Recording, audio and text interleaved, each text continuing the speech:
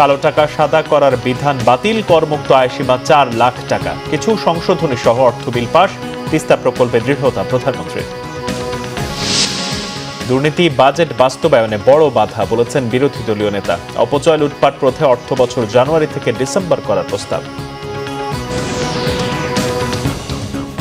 দেখছিলেন ক্রাউন 7 সংবাদ শিরোনাম। সমর্থকদের প্রত্যাশা পূরণ করে নকআউট পর্বে জাপানকে হারিয়ে বাংলাদেশের কোটি সমর্থকদের আনন্দের জোয়ারে ভাসালো 5 বারের বিশ্বকাপ জয়ী ব্রাজিল। তবে খেলার পুরোটা সময়ই ছিল টেনশন ও উত্তেজনায় ভরপুর। ব্রাজিল জাপান ম্যাচটিতে আর্জেন্টাইন সমর্থকরা যেন জাপানের হয়ে যান। তবে আনন্দ, উচ্ছ্বাস, উত্তেজনা সব মিলে রাজধানী টিএসসি যেন পরিণত হয় ফুটবল মদিদের মিলন উৎসবে। রিপোর্ট গোলাম মইনুল হাসানের।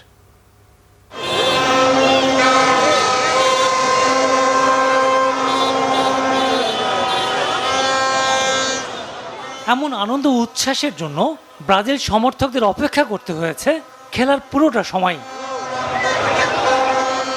আমরা শুরুতেই বলছিলাম ব্রাজিল 2-1 গোলে জিতবে, আর এটাই হইলো। আমরা অনেক খুশি, অনেক অনেক। আমরা খেলার আগে থেকে আমরা প্রস্তুতি ছিলাম যে আমরা জিতবো, তারপরও 2টা গোলে চ্যাম্পিয়ন ব্রাজিল। তবে খেলার প্রথম গোল জাপান দিলে ব্রাজিল সমর্থকরা বেশ খানিকটা হতাশার মধ্যে পড়েন। প্রথমার্ধে কোনো গোলে আসেনি ব্রাজিলের। একটা দিয়ে দিছে ব্রাজিলটা, আরো 3টা দিব, 3টার মধ্যে আর্জেন্টিনার সাপোর্টার বলি কথা, আর্জেন্টিনার মতো দল পরিবর্তন আমরা করতে জানি না। নেইমার এখনো মাঠে নামে নাই, সো নেইমার নামবে হাফ টাইমের পরে। ইনশাল্লাহ আমরা অনেক ভালো ধরনের একটা কামব্যাক দিব। জাপান অলরেডি আগে একটা দিয়ে দিচ্ছে, এখন ব্রাজিল আমি চাইতেছি আরো 2টা দেও, যাতে আর্জেন্টিনার সাথে সামনে খেলা পড়ে। খেলার ভিতরে হার জিত থাকবে ইনশাল্লাহ। আমরা দোয়া করতেছি যে আমরা যেন ম্যাচটা জিততে পারি, আমরা যেন হাসি মুখে বাসায় ফিরতে পারি। দেশে ফুটবল সমর্থনে যখন মূলত ব্রাজিল আর্জেন্টিনায় বিভক্ত, তখন ব্রাজিল সমর্থকদের মধ্যে বাড়তি চাপ স্পষ্ট। আমরা শিওরলি আজকে জয় হব এবং ব্রাজিল অলওয়েজ ভালো খেলে, আজকে ভালো খেলবে। বল মেসি একটা ম্যাচ খেলতে বল না, ওদেরকে পারবে না। একটা ম্যাচ বল খেলতে গোল 5টাই গোল। আমরা ব্রাজিল নিয়ে ম্যাচ করে 5টা দিতে পারি আমরা প্লেয়ার। ব্রাজিলকে বিমানে উঠিয়ে দিতে আসছি এখানে। দল থাকবে, প্রতিপক্ষ থাকবে, প্রতিপক্ষ খেলা জমবে না। আর এবার জাপানের সাথে ব্রাজিল 2 গোলে জয়লাভ করবে। পারবে না, ব্রাজিলই জিতবে আজকে। ছিল মুহূর্তে মুহূর্তে উত্তেজনা আর গোল হবার অপেক্ষা। তবে শেষ পর্যন্ত জয় নিয়ে মাঠ ছাড়ল ব্রাজিল। ব্রাজিল সমর্থকদের এখন একটাই প্রত্যাশা, তাদের প্রিয় দল ফাইনালে যাবে। গোলাম মইনুল হাসান, বাংলা ভিশন, ঢাকা। 64টি সংশোধনী সহ সংসদে পাশ হলো 2026 সালের অর্থ বিল। এ বিলে করমুক্ত আয়সীমা বাড়িয়ে 4 লাখ টাকা করা এবং ব্যাংকে হিসাব খুলতে টিআইএন ব্যবহারের বাধ্যবাধকতা তুলে দেওয়া হয়েছে। প্রত্যাহার করা হয়েছে কালো টাকা সাদা করার বিধান। চূড়ান্ত এই বিল দিয়েই 9,38,000 কোটি টাকার বাজেট বাস্তবায়নে আশাবাদী অর্থমন্ত্রী আমির খসরু মাহমুদ চৌধুরী। তার আশা, এই বাজেট কমাবে মূল্যস্ফীতি, ঋণ নির্ভর অর্থনীতি রূপান্তর হবে বিনিয়োগ নির্ভর। আরও জানাচ্ছেন জিয়াউল হক সবুজ। অর্থমন্ত্রী স্পিকার হাফিজ উদ্দিন আহমদের সভাপতিত্বে সোমবার শুরু হয় দ্বিতীয় অধিবেশন। বিকেলে অর্থমন্ত্রী আমির খসরু মাহমুদ চৌধুরী উত্থাপন করেন 2026-27 অর্থ বছরের অর্থ বিল। আমি আমির খসরু মাহমুদ চৌধুরী, অর্থমন্ত্রী। বাজেটের খুঁটিনাটি বিশ্লেষণের জন্য সংসদ সদস্যদের ধন্যবাদ ও কৃতজ্ঞতা জানিয়ে অর্থমন্ত্রী বলেন, অনিশ্চয়তা সত্ত্বেও নতুন বাজেটের পদক্ষেপ দিয়েই ঘুরে দাঁড়াবে অর্থনীতি। সেই আশায় করমুক্ত আয়সীমা 1 লাফে 50,000 টাকা বাড়ানো এবং কালো টাকা সাদা করার সুযোগ প্রত্যাহারের চূড়ান্ত প্রস্তাব দেন তিনি। জিরো কুপন বন্ডের আয়কে করমুক্ত রাখার প্রস্তাব করছি। যে কোনো পরিমাণ শেয়ার হস্তান্তর পূর্বক শেয়ার বাজারে তালিকাভুক্ত হলেই 2.5% কর হ্রাসের প্রস্তাব করছি। লিস্টেড বা নন লিস্টেড যে কোনো কোম্পানি তাদের সকল লেনদেন ব্যাংকিং চ্যানেলে সম্পাদন করলে অতিরিক্ত 2.5% কর সুবিধা প্রদানের প্রস্তাব করছি। ব্যক্তি করদাতাদের লভ্যাংশের উপর প্রদেয় করের হার কমিয়ে 15% করার প্রস্তাব করছি। মিউচুয়াল ফান্ডের বিনিয়োগের উপর কর রেয়াত প্রাপ্তির ক্ষেত্রে 5 লাখ টাকার বিনিয়োগ সীমা প্রত্যাহারের প্রস্তাব করছি। অর্থমন্ত্রী জানান, তিনি যেসব পদক্ষেপ নিয়েছেন তাতে ধাপে ধাপে কমবে মূল্যস্ফীতি। সরকারের পরিচালন খরচ কমিয়ে বাড়ানো হবে উন্নয়ন। আমাদের সরকারের গৃহীত উদ্যোগসমূহের কারণে রাজস্ব ব্যবস্থাপনায় গতি আসার ফলে ইতিমধ্যেই শুধুমাত্র এনবিআর রাজস্ব আদায় প্রথমবারের মতো 4 লক্ষ কোটি টাকার মাইলস্টোন অতিক্রম করেছে মাননীয় স্পিকার। এটা আরো বাড়বে মাননীয় স্পিকার।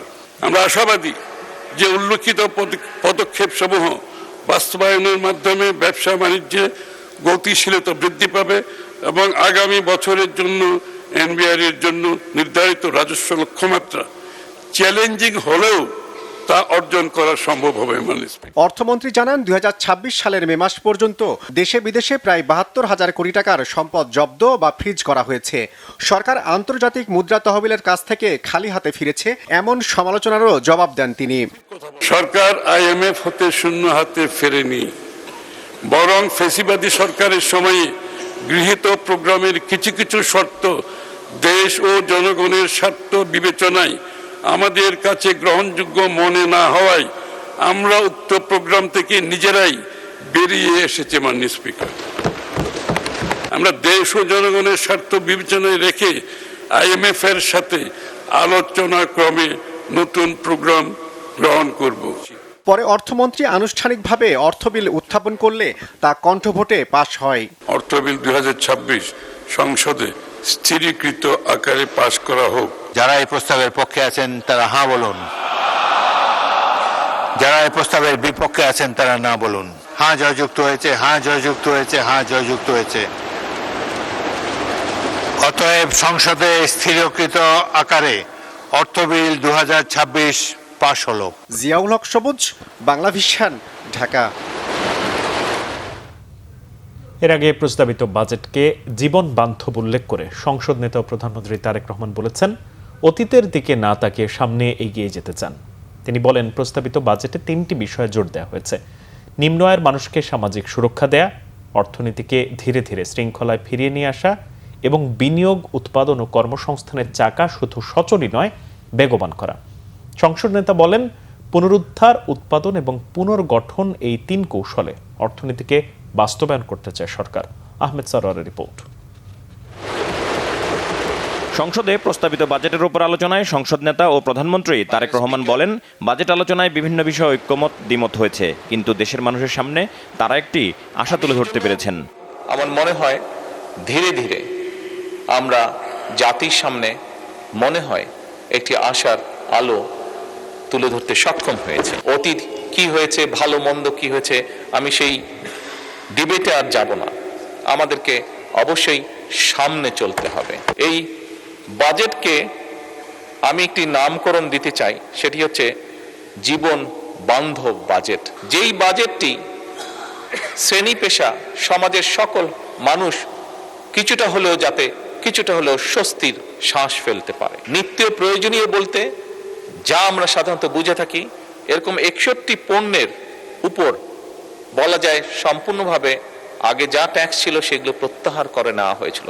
আমরা অতীতে খেয়াল করেছি যে বাজেট উপস্থাপনের আগে এবং বাজেট উপস্থাপনের পরে, আগে পরে দুদিকটি অনেক নিত্য প্রয়োজনীয় জিনিসের দাম হঠাৎ করে কোনো কারণ ছাড়া বেড়ে যেত। তবে আলহামদুলিল্লাহ, আল্লাহর রহমতে এবছর আমরা সেরকম কোনো দৃশ্য দেখিনি। সংসদ নেতা বলেন, গত 17 বছরে দেশের উৎপাদন ও বিনিয়োগ স্থবির হয়ে গিয়েছিল। মূল্যস্ফীতির কারণে কি হয়েছে জনগণ তা টের পেয়েছে। তিনি বলেন, তার সরকার সংকটের কথা অস্বীকার করতে চান না, আবার এটিকে অজুহাত বানাতে চান না। বিভিন্ন অর্থনৈতিক সংকট, দুর্নীতি, পাচার সবকিছুকে সামনে রেখেই এই বাজেট আমাদেরকে প্রণয়ন করতে হয়েছে। 12 ফেব্রুয়ারি অবাধ এবং সুষ্ঠু নির্বাচনের মাধ্যমে বাংলাদেশের মানুষ আমাদেরকে দায়িত্ব অর্পণ করেছে।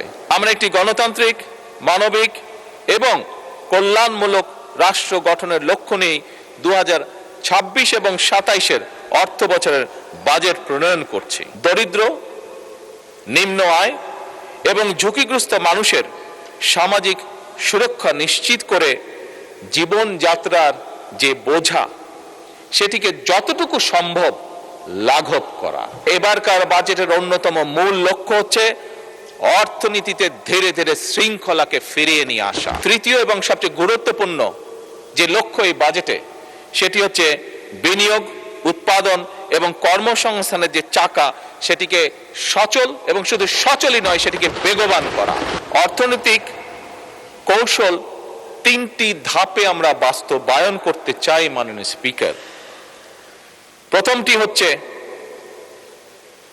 পুনরুদ্ধার, উত্তরণ ও পুনর্গঠন। কৃষি নির্ভর অর্থনীতিকে চাঙ্গা রাখার বিকল্প নেই জানিয়ে প্রধানমন্ত্রী বলেন, কৃষি অর্থনীতিকে চাঙ্গা রাখতে যা করা প্রয়োজন তাই করবে সরকার। বর্তমান সরকার পদ্মা ব্যারেজ নির্মাণের উদ্যোগ গ্রহণ করেছে। এই ব্যারেজ নির্মাণের মাধ্যমে বর্ষা মৌসুমে যে অতিরিক্ত পানি আমাদের কাছে আসে, সেই পানিটিকে আমরা ধরে রাখবো, যাতে করে শুষ্ক মৌসুম এবং বছরের বাকি সময়টা আমরা কৃষক সহ সকলের কাছে পানি সরবরাহ করতে পারি।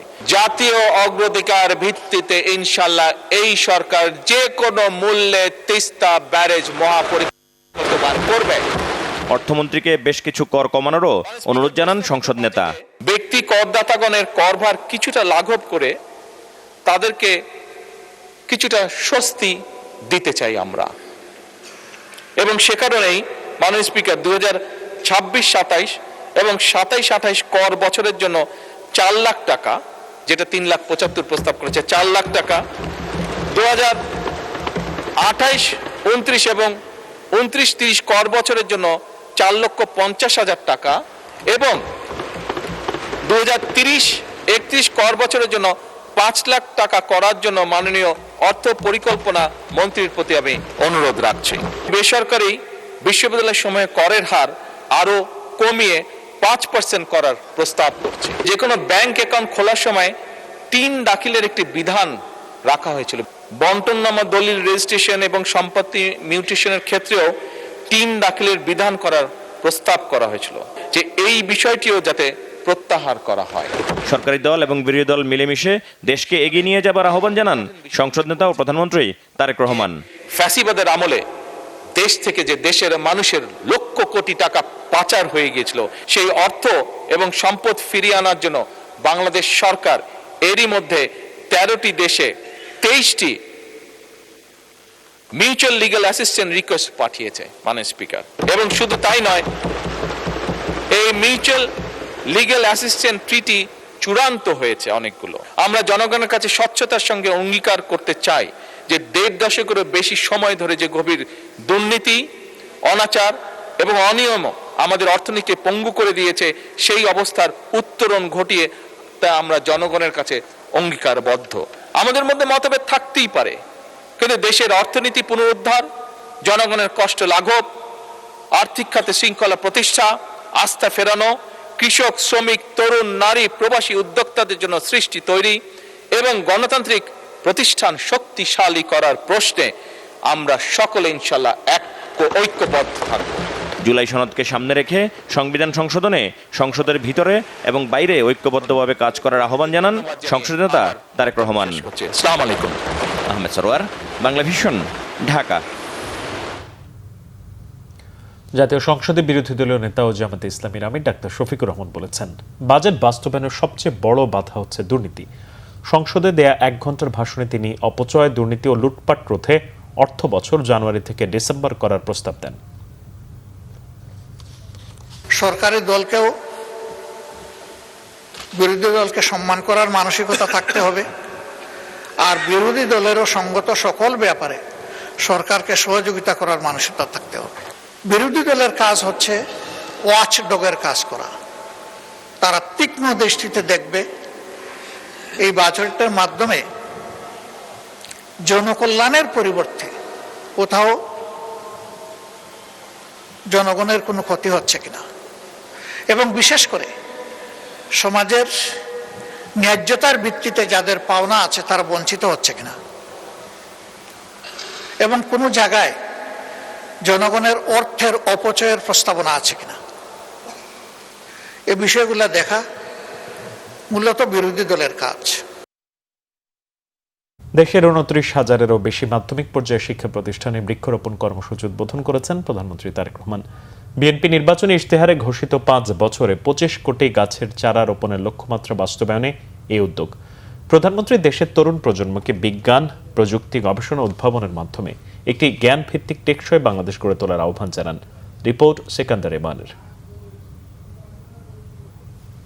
রাজধানীর বাংলাদেশ চীন মৈত্রী আন্তর্জাতিক সম্মেলন কেন্দ্রে বৃক্ষরোপণের মাধ্যমে আনুষ্ঠানিকভাবে দেশের ২৯,০০০-এরও বেশি মাধ্যমিক পর্যায়ে শিক্ষা প্রতিষ্ঠানে বৃক্ষরোপণ কর্মসূচির উদ্বোধন করেছেন প্রধানমন্ত্রী তারেক রহমান।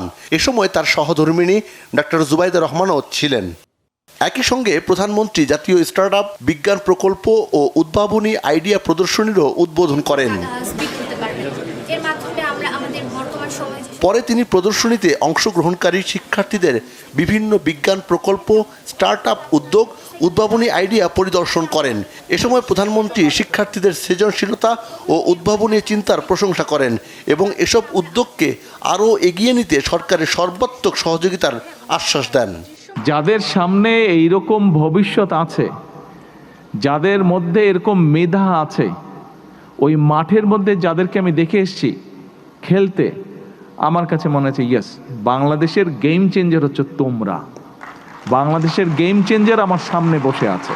তোমরা বাংলাদেশকে সামনে নিয়ে যাবে, তোমরা বাংলাদেশকে গড়ে তুলবে, সেটা স্পোর্টসে হোক, সেটা ইনোভেশনে হোক, সেটা যে কোনো কিছুতেই হোক না কেন, বাংলাদেশকে ভবিষ্যতে সামনে ভবিষ্যৎ পৃথিবীতে তোমরা নেতৃত্ব দিবে।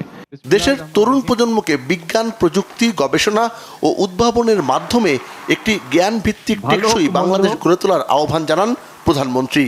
সবার আগে বাংলাদেশ স্লোগানটা তোমরা দিয়েছো বই কি, কিন্তু এই স্লোগানটা না তোমাদেরকে ফিল করতে হবে, তোমাদেরকে অনুধাবন করতে হবে।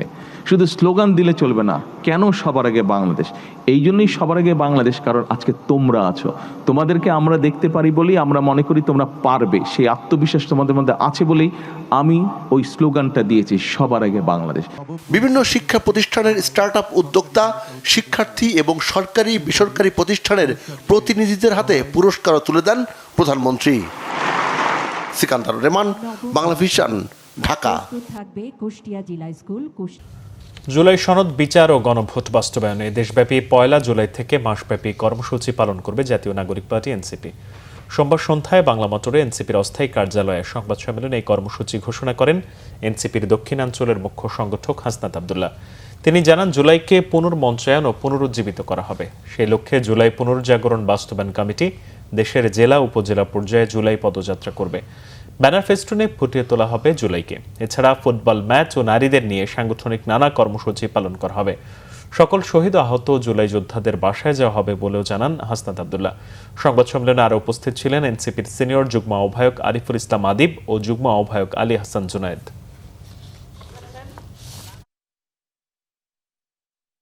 আমরা এই পুরো জুলাইকে আবার পুনর্মঞ্চায়নের জন্য, রিআইটারেট করার জন্য আমরা প্রত্যেকটি দিনের জন্য বিশেষ বিশেষ প্রোগ্রাম আমরা আয়োজন করছি। আমাদের পুরো জুলাই ব্যাপী দেশ গড়তে জুলাই জাগরণ কর্মসূচি আমরা হাতে নিয়েছি। দেশ গড়তে জুলাই জাগরণ কর্মসূচি 1 মাসব্যাপী কর্মসূচি 1 জুলাই থেকে 36 জুলাই পর্যন্ত এনসিপি হাতে নিয়েছে। এই প্রোগ্রামগুলো আমরা জুলাই পুনর্জাগরণ বাস্তবায়ন কমিটি, এই প্রোগ্রামগুলো বাস্তবায়নের দায়িত্ব থাকবে। রাজনৈতিক আশ্রয় একটি দল নারীর প্রতি সহিংসতা সহ দেশে বিশৃঙ্খলা চালাচ্ছে বলে অভিযোগ করেন ছাত্র শিবিরের সভাপতি নুরুল ইসলাম সাদ্দাম। ঢাকা বিশ্ববিদ্যালয়ের মধুর ক্যান্টিনে জুলাই গণঅভ্যুত্থানের ২য় বর্ষপূর্তি উদযাপন উপলক্ষে ইসলামী ছাত্র শিবির ৩৬ দিনের কর্মসূচি ঘোষণা অনুষ্ঠানে একথা বলেন তিনি। ঘোষণা করেন, জুলাইয়ের ৩৬ দিনে দেশব্যাপী গ্রাফিতি আঁকবে ছাত্র শিবির। এছাড়া গণভোটের রায় ও গণহত্যার নিশ্চিত করতে বিক্ষোভ করবে শিবির। এ সময় তিনি দেশের জননিরাপত্তা গভীর সংকট অভিযোগ করে বলেন, ছাত্র দলের নেতাকর্মীরা আবারও শিক্ষাঙ্গনে সন্ত্রাসী কার্যক্রম চালাচ্ছে। দেশবরেণ্য চিত্রশিল্পী ২১শে পদকপ্রাপ্ত মোস্তফা মনোয়ারের প্রথম জানাজা হবে মঙ্গলবার বিটিভি ভবনে। এরপর সর্বসাধারণের শ্রদ্ধা নিবেদনের জন্য কেন্দ্রীয় শহীদ মিনারে মরদেহ রাখা হবে। বাদ জোহর ঢাকা বিশ্ববিদ্যালয়ের কেন্দ্রীয় মসজিদে মোস্তফা মনোয়ারের দ্বিতীয় জানাজার পর তার মরদেহ নেওয়া হবে চারুকলা অনুষদে। নিউমোনিয়া আক্রান্ত হয়ে গত 14 জুন রাজধানীর একটি হাসপাতালে ভর্তি করা হয় মোস্তফা মনোয়ারকে। অবস্থার অবনতি হলে সোমবার সকাল 8:30টার দিকে শেষ নিঃশ্বাস ত্যাগ করেন। প্রখ্যাত কবি গোলাম মোস্তফার ছেলে মোস্তফা মনোয়ার দীর্ঘ কর্মজীবনে চিত্রকলা, শিশুতোষ অনুষ্ঠান নির্মাণ, টেলিভিশন ও সাংস্কৃতিক অঙ্গনে অসামান্য অবদান রেখেছেন তিনি। শিল্প ও সংস্কৃতিতে বিশেষ অবদানের স্বীকৃতি হিসেবে 2004 সালে তাকে 21শে পদক দেওয়া হয়। এই ছিল এখনকার মতো, পরের সংবাদ সকাল 7:30টায় দেখার আমন্ত্রণ রইল। এছাড়া বাংলাদেশের সংবাদ ও সংবাদ সংশ্লিষ্ট অনুষ্ঠান দেখতে ভিজিট করুন www.bpnews24.com ও facebook.com/bangladeshinews এবং সাবস্ক্রাইব করুন youtube.com/bangladeshinews। ধন্যবাদ।